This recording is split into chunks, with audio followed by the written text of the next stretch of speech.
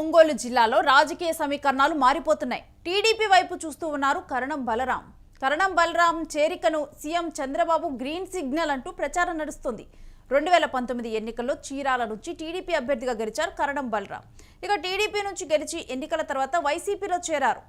2024 ఎన్నికల్లో చీరాల వైసీపీ అభ్యర్థిగా పోటీ చేసి ఓడిపోయారు కరణం వెంకటేష్. ఇక ఓటమి తర్వాత సైలెంట్ అయిపోయారు కరణం బలరాము వెంకటేషు. గతంలో టీడీపీలో కీలకంగా వ్యవహరించినటువంటి కరణం బలరాం ఇటు వైసీపీ వైపు చీరాల మాజీ ఎమ్మెల్యే ఆమంచి కృష్ణమోహన్ చూస్తున్నట్టు తెలుస్తోంది. ఇక ఈ రాజకీయ పరిణామాలన్నీ కూడా మారుతూ ఉన్నాయి. ఇటీవల వైసీపీ నేతలతో మంతనాలు చేసినట్లుగా ఆమంచి కృష్ణమోహన్ తెలుస్తూ ఉంది. వీటన్నిటి నేపథ్యంలో కూడా మరలా కూడా కరణం బలరాం టీడీపీలోకి రావాలని యోచిస్తున్నట్లుగా ప్రచారం జరుగుతుంది. దీనికి సంబంధించిన డీటెయిల్స్ ఏంటనేది కూడా మా ప్రతినిధి కిరణ్ అడిగి తెలుసుకుందాం. కిరణ్, మొత్తం కూడా అంటే చీరాలలో రాజకీయాలు మారిపోతున్నాయి, ఏం జరుగుతోంది? రేణు, ఉమ్మడి ఒంగోలు జిల్లాలో రాజకీయ సమీకరణాలు వేగంగా మారుతున్నాయి. ఇప్పటికే పలువురు టీడీపీ వైపు చూస్తున్నారు వైసీపీ నేతలంటూ ఒక ప్రచారం అయితే నడుస్తుంది. ఇక్కడ ప్రధానంగా గత ఎన్నికల్లో 2024 అసెంబ్లీ ఎన్నికల్లో వైఎస్ఆర్సీపీ ఓటమి తర్వాత చాలా మంది కీలక నేతలు వైసీపీ కార్యక్రమాల్లో పాల్గొనలేదనే సమాచారం వినిపిస్తుంది. ప్రస్తుతం ఏదైతే చీరాల నియోజకవర్గానికి ఇన్ఛార్జిగా ఉన్న కర్ణ వెంకటేష్, ఏదైతే కర్ణం బలరాం, కర్ణం వెంకటేష్ వీరు యాక్టివ్ గా లేరు అనే ఒక రాజకీయ ప్రచారం ఊపందుకుంది. మరోవైపు 2019 ఎన్నికల్లో టీడీపీ నుంచి గెలిచిన కర్ణం బలరాం ఏదైతే జగన్ ముఖ్యమంత్రి అయిన తర్వాత ఎన్నికల తర్వాత టీడీపీ నుంచి వైసీపీలో చేరారు. అయితే 2024 ఎన్నికల్లో కూడా కర్ణం బలరాం బదులు కర్ణం బలరాం కుమారుడికి వెంకటేష్ కి జగన్ టికెట్ ఇచ్చారు. అయితే చీరాల నియోజకవర్గం నుంచి ఓడిపోవడం జరిగింది. ఆ ఎన్నికల్లో చీరాల నుంచి కాంగ్రెస్ పార్టీ అభ్యర్థిగా పోటీ చేసిన ఆమంచి కృష్ణమోహన్ దాదాపు 45,000 ఓట్లు సాధించడం, ఈ 45,000 ఓట్లతో వైఎస్ఆర్సీపీ ఓడిపోవడానికి ప్రధానమైన కారణమైంది. ఎందుకంటే గతంలో వైసీపీలో ఉన్న ఆమంచి కృష్ణమోహన్ పర్చూరు నియోజకవర్గ ఇన్ఛార్జిగా జగన్ నియమించారు. పర్చూరు నుంచి ఆయన పోటీ చేయకోకుండా ఎన్నికలకు ముందు కాంగ్రెస్ పార్టీలో చేరారు. కాంగ్రెస్ పార్టీ నుంచి టికెట్ తెచ్చుకున్నారు. ఆ టికెట్ పైన పోటీ చేసి దాదాపు 45,000 ఓట్లు సాధించడంతో అక్కడ వైఎస్ఆర్సీపీ ఓడిపోవడం జరిగింది. వైఎస్ఆర్సీపీకి సంబంధించిన కీ ఫ్యాక్టర్ ఓట్లన్నీ ఆమంచి కృష్ణమోహన్ చీల్చాడనే తీవ్రమైన ఆరోపణలు ఉన్నాయి. అయితే ఇప్పుడు ఎన్నికల తర్వాత కొంతమంది బలమైన నేతలను పార్టీలోకి ఆహ్వానించడానికి జగన్ యోచిస్తున్నారు. మరోపక్క కర్ణం బలరాం కుటుంబం యాక్టివ్ కాకపోవడం, కర్ణం బలరాం కుటుంబాన్ని ఒకవేళ వీలైతే జగన్మోహన్ రెడ్డి అద్దంకికి మార్చే యోచనలో ఉన్నారని ఒక రాజకీయ ప్రచారం ఊపందుకుంది. ఈ ప్రచారంలో భాగంగా గతంలోనే ఏదైతే చంద్రబాబు నాయుడు సీఎం అయిన తర్వాత 2024 ఎన్నికల తర్వాత కర్ణం బలరాం సీఎం చంద్రబాబుని కలిశారు.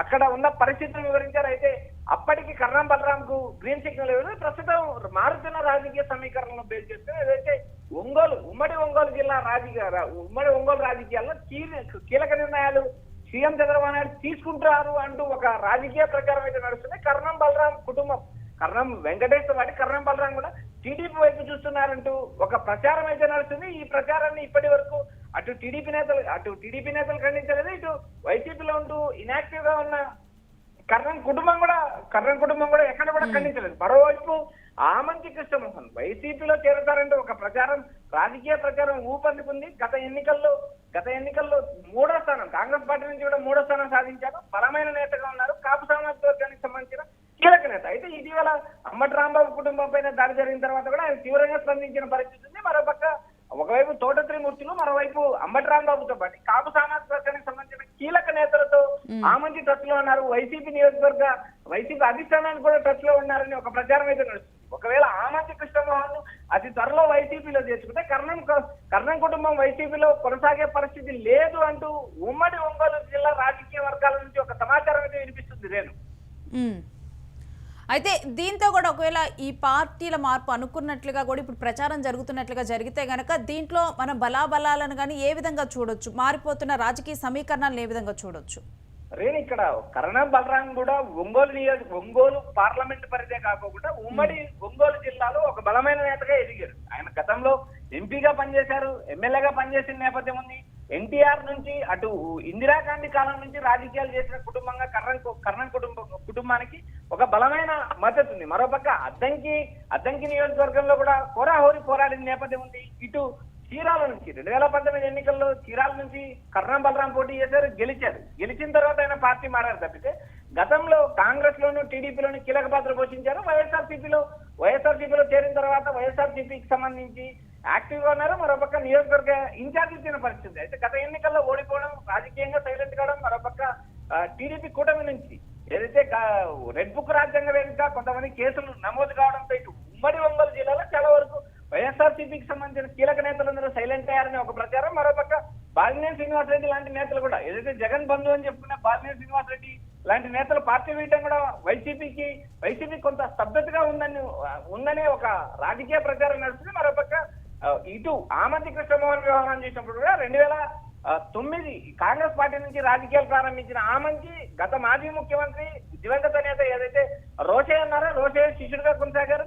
2009లో కాంగ్రెస్ పార్టీ నుంచి గెలిచారు. 2014 ఎన్నికల్లో రాష్ట్ర విభజన జరిగిన నేపథ్యంలో ఆయన ఇండిపెండెంట్ గా పోటీ చేశారు. చీరాల నవతా సమితి అని ఒక పేరు పెట్టి దాని నుంచి గెలిచారు. అయితే 2019 ఎన్నికలకు ముందు ఆయన వైసీపీలో చేరారు. అయితే వైసీపీ నుంచి ఓడిపోవడం జరిగింది. 2024 ఎన్నికలకు ముందు ఆయన కాంగ్రెస్ పార్టీలో చేరారు. కాంగ్రెస్ పార్టీ నుంచి 3వ స్థానాన్ని దక్కించుకొని ఇక్కడ వైసీపీ ఓడిపోవడానికి ప్రముఖ పాత్ర పోషించారనే ఒక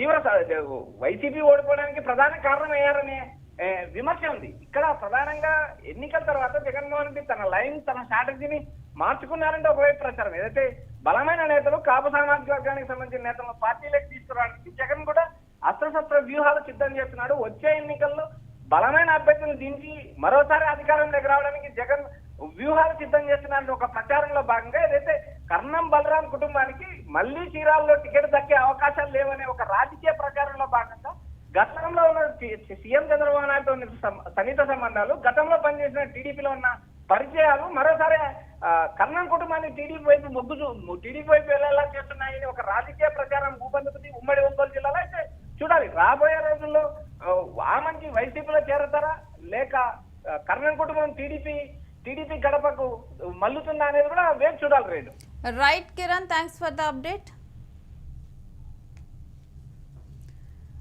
ఇక ఉమ్మడి ఒంగోలులో కూడా మొత్తం కూడా అంటే రాజకీయ పరిణామాలు కనుక డెఫినెట్గా ఇప్పుడు జరుగుతున్నటువంటి ప్రచారం ప్రకారం జరిగితే కనుక మారనున్నట్లుగా తెలుస్తూ ఉంది.